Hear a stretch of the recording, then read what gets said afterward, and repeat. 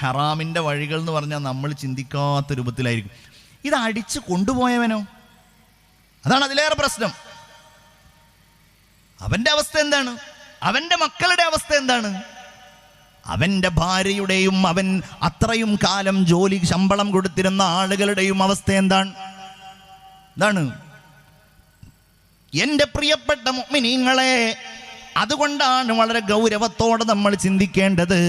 അല്ലാഹു തമ്പുരാൻ ഈ ലോകത്ത് അനുവദിച്ചിട്ടില്ലാത്ത ഹറാമായ ഒന്നിലേക്കും നമ്മളുടെ ശ്രദ്ധയോ നമ്മളുടെ ചിന്തയോ തിരിയാൻ പാടില്ല എന്ന് മാത്രമല്ല, വളരെ ഗൗരവത്തോടെയാണ് ആ കാര്യങ്ങളെ നമ്മൾ സമീപിക്കേണ്ടത്. ചിന്തിച്ചു നോക്കൂ, ഞാൻ ഉദാഹരണം പറയാം. അല്ലാഹു റബ്ബുൽ ഇസ്സത്തിന്റെ പരിശുദ്ധ ദീനിൽ ഏറ്റവും വ്യവസ്ഥാപിതമായ ഒരു നിയമമാണ് അനന്തരാവകാശ നിയമം എന്ന് പറയുന്നത്. എത്ര ആയത്തുകളിലൂടെയാണ്! 14 നൂറ്റാണ്ട് മുമ്പ് നമ്മൾ തിരിച്ചറിയണം. ഈ മാത്സും അതിൻ്റെ ശതമാനവും അതിൻ്റെ ഹരണവും ഗുണിതവും ഒന്നും അല്ലാഹു റബ്ബുൽ ഇസ്സത്ത് ഈ ലോകത്തേക്ക് പരിശുദ്ധ ഖുർആൻ അവതീർണമാക്കിക്കൊണ്ടിരിക്കുന്ന കാലഘട്ടത്തിൽ ഇന്നുള്ളതുപോലെ വിപുലമായിട്ടുണ്ടായിക്കൊള്ളണമെന്നില്ല. പക്ഷേ ആ സമൂഹത്തിന് അല്ലാഹു സ്വത്തിൻ്റെ ക്രയവിക്രയങ്ങളിൽ, അതിൻ്റെ വീതം വെപ്പുകളിൽ ഓരോരുത്തർക്കും നൽകേണ്ട വീതത്തെക്കുറിച്ച് എത്ര വിശദമായാണ് പഠിപ്പിക്കുന്നത്.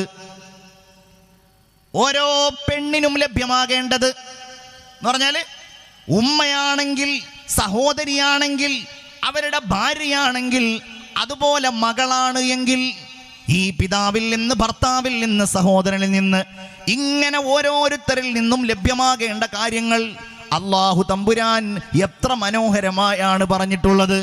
സഹോദരന്, മകന്, പിതാവിന്, ഭർത്താവിന്, ഇങ്ങനെ തുടങ്ങി പുരുഷന്മാരുടെ ഗണത്തിൽ എത്ര ആളുകൾക്ക് ലഭ്യമാകേണ്ട വിവരങ്ങളാണ് പറഞ്ഞിട്ടുള്ളത്.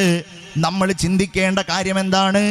അങ്ങനെ അനന്തരാവകാശം വീതിക്കപ്പെടുന്ന സന്ദർഭത്തിൽ നമ്മളുടെ കയ്യൂക്ക് കൊണ്ട്, നമ്മളുടെ വർത്തമാനങ്ങൾ കൊണ്ട് നമ്മൾ മറ്റുള്ളവർക്ക് ലഭ്യമാകേണ്ട ഒരവകാശം നമ്മുടേതാക്കി മാറ്റുക എന്ന് പറയുന്നത് എന്താ? അത്തരം കാര്യങ്ങളിലുള്ള നിഷിദ്ധമായ സാഹചര്യങ്ങളെ സംബന്ധിച്ച് ഈ നാട്ടിലുള്ളവരെന്നല്ല പല ആളുകളും ചിന്തിക്കാത്തത് എന്നതാണ് വളരെ ഗൗരവത്തോടെ നമ്മൾ ആലോചിക്കേണ്ടത്. അള്ളാഹ് നിസ്കാരം സ്വീകരിക്കുമോ? ഇവിടെ എന്താ പറഞ്ഞത്? ഒരു ഉരുള അകത്തേക്ക് അങ്ങോട്ട് പോയാൽ പിന്നെ പടച്ചോന് വേണ്ട. ഹറാമിൽ നിന്ന് വല്ലതും മുളച്ചു പൊന്തിയാൽ പടച്ചോന് വേണ്ട. ഒറ്റ കാര്യം ആലോചിച്ചാൽ പോരെ? അനന്തരാവകാശമായി നമ്മൾ മറ്റുള്ളവരുടേത് നേടിയെടുത്താൽ അതിൻ്റെ അവലക്ഷണവും അതിലൂടെ ഉണ്ടാകുന്ന ഇഹപര നഷ്ടങ്ങളും നമുക്ക് മാത്രമല്ലല്ലോ, നമ്മളുടെ സന്താന പരമ്പരകൾക്ക് കൂടി അതിൻ്റെ അവലക്ഷണങ്ങൾ ഉണ്ടാകും എന്ന കാര്യം എന്തുകൊണ്ട് നമ്മൾ തിരിച്ചറിയുന്നില്ല? ഇങ്ങനെ നമ്മൾ ചിന്തിക്കാതെ മുന്നോട്ട് പോവുകയാണെങ്കിൽ പ്രിയപ്പെട്ടവരെ, ഹബീബായ റസൂലുള്ളാഹി സ്വല്ലല്ലാഹു അലൈഹി വസല്ലമ തങ്ങൾ പറയുകയാണ്, യഅതി അലന്നാസി സമാൻ, ജനങ്ങളുടെ മേലിൽ ഒരു കാലം വരാനുണ്ട്. ലാ യുബാലിൽ മർഉ, ഒരാളും വന്ന് പരിഗണിക്കുകയില്ല, മാ അഖദ മിൻഹു അമിനൽ ഹറാമി അമിനൽ ഹലാൽ, അവൻ്റെ സമ്പാദ്യം അനുവദനീയമായതാണോ, അവൻ്റെ സമ്പാദ്യം നിഷിദ്ധമായതാണോ എന്ന കാര്യം പരിഗണിക്കാതെ ലോകത്തുള്ള ക്രയവിക്രയങ്ങൾ നടത്തപ്പെടുന്ന കാലം അത് ഖിയാമത്ത് നാളിനോടടുത്ത കാലമാണെന്ന് ആദരവായ മുഹമ്മദ് മുസ്തഫ സല്ലല്ലാഹു അലൈഹി വസല്ലം. നമ്മളിവിടെ ചിന്തിക്കേണ്ട ചില കാര്യങ്ങളുണ്ട്. അപ്പം ഈ പണം ഉണ്ടാക്കുക, കച്ചവടം ചെയ്യുക, ജോലി ചെയ്യുക, ഇതൊക്കെ ഒഴിവാക്കാനാണോ അള്ളാഹുവിൻ്റെ ദീന് പറഞ്ഞിട്ടുള്ളത്? അല്ലാന്ന് മാത്രമല്ല, അത്ര നന്നായിട്ട് ഈ സംഗതികളെ മുഴുവൻ ലോകത്തിൻ്റെ മുമ്പിൽ, മനുഷ്യരുടെ മുമ്പിൽ അവതരിപ്പിച്ച മറ്റൊരു ദീനുണ്ടോ എന്നുള്ള കാര്യം സംശയമാണ്. റസൂലുള്ളാഹി സ്വല്ലല്ലാഹു അലൈഹി വസല്ലം തങ്ങൾ വരുന്ന ഖുറൈശി സമൂഹത്തിൻ്റെ പ്രത്യേകതകൾ എന്തായിരുന്നു? നല്ല കച്ചവടക്കാരായിരുന്നു അവർ. കച്ചവടത്തിന് വേണ്ടി യമനിലേക്കും ഷാമിലേക്കും യാത്ര ചെയ്തിരുന്നവരായിരുന്നു അവർ. അവർക്ക് അല്ലാഹു നൽകിയ കച്ചവടത്തിലുള്ള മേന്മ പരിശുദ്ധ ഖുർആനിൽ സൂറത്ത് ഖുറൈശ് എന്ന അധ്യായത്തിലൂടെ അല്ലാഹു പറയുന്നുണ്ട്. ലിഈലാഫി ഖുറൈശ് ഈലാഫിഹിം റിഹ്ലതശ്ശിതാഇ വസ്സൈഫ്. അള്ളാഹു പറയുന്നുണ്ടല്ലോ, എല്ലാ ഖുറൈശികൾക്കും, ഖുറൈശി ഗോത്രത്തിന് അള്ളാഹു എല്ലാവരുമായിട്ട് ഒരു ഇണക്കം നൽകിയെന്നാണ്. അന്നത്തെ ലോകത്തുള്ള ബിസിനസ് കേന്ദ്രങ്ങളുണ്ട്. ഇന്നത്തെ ഫലസ്തീനിൻ്റെ ഭാഗങ്ങൾ, ഇന്നത്തെ സിറിയയുടെ ഭാഗങ്ങൾ, ഇന്നത്തെ യമൻ എന്ന് പറയുന്ന പ്രദേശം, ഇന്നത്തെ ജോർദാനിൻ്റെ വിവിധ ഭാഗങ്ങൾ, അവിടെയൊക്കെ വലിയ കമ്പോളങ്ങളുണ്ട്. ഇവിടെ ഉള്ളവരുമായിട്ടൊക്കെ ഖുറൈശികൾക്കൊരു ഈലാഫുണ്ട്, ഒരു ഇണക്കമുണ്ട്. അവരുമായിട്ടെല്ലാം ഖുറൈശികൾക്ക് പല കച്ചവട കരാറുകളുമുണ്ട്. ഒരാളും അവരെ ഭയപ്പെടുത്താറില്ല. അവർ മക്കയുടെ അധിപന്മാരാണ്, അവർ കഅബ ശരീഫിന്റെ നിയന്താക്കളാണ്. അതുകൊണ്ട് തന്നെ അള്ളാഹു പറയുകയാണ്, സാധാരണയിൽ നിന്ന് വ്യത്യസ്തമായി നല്ല ചൂടുള്ള കാലത്തൊരു നാട്ടിലേക്ക് അവർക്ക് പോകാം, നല്ല തണുപ്പുള്ള കാലത്ത് മറ്റൊരു നാട്ടിലേക്ക് അവർക്ക് പോകാം. എല്ലാ നിലക്കും അവർക്ക് കച്ചവടം ചെയ്യാനുള്ള അവസരമുണ്ടല്ലോ. ഫല്യഅ്ബുദൂ റബ്ബ ഹാദൽ ബൈത്ത്. ഈ അനുഗ്രഹങ്ങൾ നൽകിയവനായ അല്ലാഹു റബ്ബുൽ ഇസ്സത്തിനെ അത് കാരണത്താൽ അവർ സൂക്ഷിക്കട്ടെ. അപ്പൊ അള്ളാഹുവിനെ സൂക്ഷിക്കണം അവർ അല്ലാഹു റബ്ബുൽ ഇസ്സത്തിനെ സൂക്ഷിക്കേണ്ടവരാണ്. തമ്പുരാനായ നാഥന് അവർ നന്ദി ചെയ്യേണ്ടവരാണ്. എന്നു മാത്രമല്ല, ആ കച്ചവടത്തിൽ പാലിക്കേണ്ട മര്യാദകൾ പലതും പാലിക്കാത്ത ഒരു ജനവിഭാഗമായിരുന്നുവല്ലോ അവർ. നമ്മൾ ചിന്തിക്കേണ്ട ഒരു കാര്യമാണ്. എന്നിട്ട് പോലും ഇവിടെ അള്ളാഹുവിൻ്റെ റസൂൽ സല്ലല്ലാഹു അലൈഹി വസല്ലം തങ്ങൾ പരിശുദ്ധ കഅബയുടെ മുമ്പിൽ വലിയ ഒരു അടയാളം കാണിച്ചു തന്നിട്ടുണ്ട്. എന്താണ് അടയാളം എന്നറിയോ? നിങ്ങൾ കഅബ ഷരീഫിലേക്ക് പോയ ആളുകളുണ്ടെങ്കിൽ അവർക്ക് കാണാൻ കഴിയും. വിശുദ്ധമായ കഅബ ഷരീഫിൻ്റെ ഹജറുൽ അസ്വദിൻ്റെ മൂലയിൽ നിന്ന് തൊട്ടടുക്കലുള്ള മൂലയിലേക്ക് പോയാൽ അവിടെ ഹിജ്ർ ഇസ്മായിൽ എന്ന് പറയുന്ന ഒരു തിണ്ണയുണ്ട്, ഒരു ഭാഗമുണ്ട്. ഏകദേശം ഒരു റൗണ്ട് ഷേപ്പിൽ കഅബാലയത്തിൻ്റെ ഒരു ഭാഗത്തായിട്ട് ഇങ്ങനെ കാണാൻ കഴിയും. ആ ഭാഗത്താണ് കഅബാലയത്തിൻ്റെ മുകളിൽ വെള്ളം വീഴുമ്പോൾ ആ വെള്ളം താഴേക്ക് വീഴാനുള്ള സ്വർണ്ണപ്പാത്തിയുള്ളത്. അതിൻ്റെ അടിയിൽ വെച്ച് ദുആ ചെയ്താൽ അള്ളാഹു ആ ദുആ സ്വീകരിക്കുമെന്നാണ്. ഈ ഭാഗത്തിൻ്റെ പ്രത്യേകത എന്താണ് എന്ന് നിങ്ങൾക്കറിയാമോ?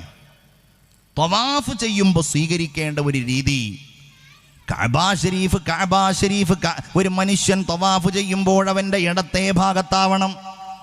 ഒരാളുടെയും ആ തവാഫ് ചെയ്യുന്ന ആളുടെ ശരീരം കഅബ ഷരീഫിനെ സ്പർശിക്കുവാൻ പാടില്ല. അങ്ങനെയുള്ള തവാഫ് അവൻ ഇങ്ങനെ മുന്നോട്ട് കൊണ്ടുപോകുമ്പോൾ ആ കഅബ ഷരീഫിൽ സ്പർശിക്കാൻ പാടില്ലാത്ത അവൻ ഈ പറയുന്ന അരഭിത്തിയിൽ പകുതിയുള്ള ആ ഉയർന്ന ഭിത്തിയിൽ അവൻ്റെ ശരീരം സ്പർശിച്ചാൽ, അവൻ്റെ കൈകൾ സ്പർശിച്ചാൽ അവൻ്റെ തവാഫ് പൂർണ്ണമാവുകയില്ല.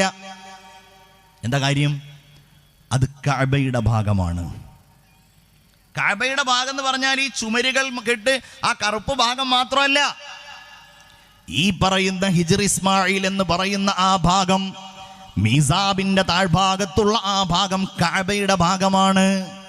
അതിൻ്റെ ഉള്ളിൽ കയറി നിസ്കരിച്ചാൽ കഅബയുടെ അകത്ത് കയറി നിസ്കരിച്ച പ്രതിഫലമാണ് ലഭ്യമാവുക. ദുആക്ക് കഅബയുടെ ഉള്ളിൽ ഉത്തരം നൽകപ്പെടുന്നത് പോലെ അതിൻ്റെ ഉള്ളിൽ ഏറ്റവും നന്നായി ഉത്തരം നൽകപ്പെടുന്ന ഇടമാണ്. എന്തേ അങ്ങനെ ഒരു ഭാഗം കഅബയുടെ ഉള്ളിലാകാതെ പോയി? ചരിത്രം പറയുന്ന കാര്യം എന്താണ്? കഅബ ഷരീഫ് തകർക്കപ്പെട്ട് വെള്ളപ്പൊക്കത്തിൽ തകർന്ന് അത് രണ്ടാമത് ഖുറൈശികൾ നിർമ്മിക്കാൻ വേണ്ടി തീരുമാനിച്ചു. അപ്പം അവർ ഈ കച്ചവടം ചെയ്യുമ്പോഴും യുദ്ധങ്ങൾ ചെയ്യുമ്പോഴും അവർ പാലിക്കാത്ത കുറേ സാമൂഹ്യ മര്യാദകൾ ഉണ്ടായിരുന്നു. പലപ്പോഴും അവർ ദുർബലരെ കൊള്ളയടിക്കും. പാവപ്പെട്ട ആളുകളെ കൊണ്ടുവന്ന് അടിമച്ചന്തയിൽ കൊണ്ടുവന്ന് അടിമകളാക്കി അവർ വിൽക്കും. സ്വതന്ത്രരായിരിക്കുന്ന ആളുകളെ പിടിക്കും, എന്നിട്ട് അവർ അടിമയാണെന്ന് പറഞ്ഞ് വിൽക്കും. അതുപോലെ ദുർബല ജനവിഭാഗങ്ങളെ പലപ്പോഴും അവർ കച്ചവടത്തിൽ കുറ്റകൃത്യങ്ങൾ നടത്തിയിട്ടവർ വലിയ സമ്പന്നരായി നടിക്കും. അങ്ങനെയൊക്കെയുള്ള സ്വഭാവം ഖുറൈശികളായ ആളുകൾക്കുണ്ടായിരുന്നു. അപ്പോൾ അള്ളാഹുവിൻ്റെ ഹബീബ് സല്ലല്ലാഹു അലൈഹി വസല്ലമ തങ്ങളുടെ നുബുവത്തിന് മുമ്പുള്ള കാലഘട്ടത്തിലാണ് ഖുറൈശികൾ തീരുമാനിക്കുകയാണ്, നമ്മൾ അള്ളാഹുവിൻ്റെ ഈ ഭവനം, അപ്പോൾ അവർ ബിംബങ്ങളെയൊക്കെ ആരാധിക്കുന്നവരാണെങ്കിലും കഅബയോട് അവർക്ക് വലിയ ബഹുമാനമുണ്ട്. അള്ളാഹു റബ്ബുൽ ഇസ്സത്തിനെ അവർക്കറിയാം. പക്ഷേ അവർ ബിംബങ്ങളെ ആരാധിച്ച് അള്ളാഹുവിനോട് ശിർക്ക് ചെയ്യുന്നവരാണ്. അങ്ങനെയുള്ള അവർ ഒരു നിയമം അവിടെ നടപ്പിലാക്കുകയാണ്, പ്രഖ്യാപിക്കുകയാണ്. ഈ കഅബാലയത്തിന്റെ നിർമ്മാണത്തിന് നിങ്ങൾ ഏറ്റവും ശുദ്ധമായ ധനം മാത്രമേ തരാവൂ. അങ്ങനെ ശുദ്ധമായ ധനം, ഈ പറഞ്ഞതുപോലെ അവിടെ ഉണ്ടായിരുന്ന കുറേ ആളുകൾ ഉണ്ടായിരുന്നു, ഒരു അടിമ സ്ത്രീകളെ നിഷിദ്ധമായ കാര്യങ്ങൾക്ക് വേണ്ടി പറഞ്ഞയച്ചിട്ട് ആ പണം ഉപയോഗിക്കും. ഇങ്ങനെയുള്ള പണങ്ങളൊന്നും വേണ്ട, കൊള്ളയടിച്ചത് വേണ്ട, കള്ളക്കച്ചവടം നടത്തിയത് വേണ്ട, വഞ്ചിച്ചത് വേണ്ട, ശുദ്ധമായത് മാത്രം നൽകണമെന്ന് പറഞ്ഞപ്പോ വളരെ കുറഞ്ഞ ധനം മാത്രമാണ് അവരുടെ കൈകളിലേക്ക് കിട്ടിയത്. അതുപയോഗിച്ചാണ് അവർ കഅബാലയത്തിന്റെ നിർമ്മാണം പൂർത്തിയാക്കിയത്. അവരുടെ കയ്യിൽ കിട്ടിയ പണത്തിനനുസരിച്ചാണ് അവർ കഅബ ശരീഫ് ഉണ്ടാക്കിയത്. ഇതിന്റെ അർത്ഥം എന്താ? റസൂലുള്ളാഹി സ്വല്ലല്ലാഹു അലൈഹി വസല്ലം തങ്ങൾ പിന്നെ ലോകത്ത് കഅബ ശരീഫ് കീഴടക്കിയില്ലേ? കഅബ തുറന്നില്ലേ? അത് അള്ളാഹുവിന്റെ ഭവനമാണെന്ന് പ്രഖ്യാപിച്ചില്ലേ? ആ കഅബാലയത്തിന്റെ മുകളിൽ കയറി സയ്യിദുനാ ബിലാൽ റളിയല്ലാഹു അൻഹു ബാങ്ക് കൊടുത്തില്ലേ? മുത്തുനബി സ്വല്ലല്ലാഹു അലൈഹി വസല്ലം തങ്ങൾ വിചാരിച്ചാൽ ദാ ഇബ്രാഹിം നബി അലൈഹിസ്സലാം ഉണ്ടാക്കിയ കഅബ അത്രയും കൂടെ ഉണ്ടായിരുന്നു, അതും നമുക്കങ്ങോട്ട് ഉണ്ടാക്കാം എന്ന് പ്രഖ്യാപിക്കാമായിരുന്നില്ലേ? പക്ഷേ റസൂൽ അത് ചെയ്തില്ല. പല കാരണങ്ങളും അതിനുണ്ട്. അതിൻ്റെ പ്രധാനപ്പെട്ട കാരണങ്ങളിലൊന്ന്, ആ കഅബ നമുക്കെല്ലാറ്റിനും പ്രതീകമായതുപോലെ ഈ ഒരു ഓർമ്മക്കും ഒരു പ്രതീകമാണ്. കഅബയിലേക്ക് തിരിഞ്ഞ് നിസ്കരിക്കുന്നവരെ, കഅബയിലേക്ക് തിരിഞ്ഞുറങ്ങുന്നവരെ, കഅബ ശരീഫിലേക്ക് തിരിഞ്ഞ് കിടക്കുന്നവരെ, കഅബ ശരീഫിലേക്ക് തിരിച്ച് മറവ് ചെയ്യപ്പെടുന്നവരെ, നിങ്ങൾ ആ കഅബാലയം കാണുമ്പോൾ നിങ്ങളുടെ ജീവിതത്തിലുള്ള സമ്പാദ്യങ്ങളെ നിങ്ങൾ സൂക്ഷിക്കണം. ഹറാമ് കളരുന്നത് നിങ്ങൾ ശ്രദ്ധിക്കണം. ഒരു മുഅ്മിനായ മനുഷ്യൻ ചെയ്യേണ്ട കാര്യങ്ങളെ നിങ്ങൾ ചെയ്യാവൂ. ചെയ്യരുതാത്തത് നിങ്ങളുടെ ജീവിതത്തിൽ ഉണ്ടാകാൻ പാടില്ല. ഈ പരിശുദ്ധമായ കഅബ ശരീഫ്, അള്ളാഹുവിന്റെ പരിശുദ്ധ റസൂൽ സല്ലല്ലാഹു അലൈഹി വസല്ലം തങ്ങൾ ഈ ഒരു അനുവദനീയമായ സമ്പാദ്യത്തിന്റെ ഏറ്റവും വലിയ പ്രതീകമായി ലോകത്തിന്റെ മുമ്പിൽ അല്ലാഹു റബ്ബുൽ ഇസ്സത്ത് നിലനിർത്തിയിരിക്കുകയാണ്.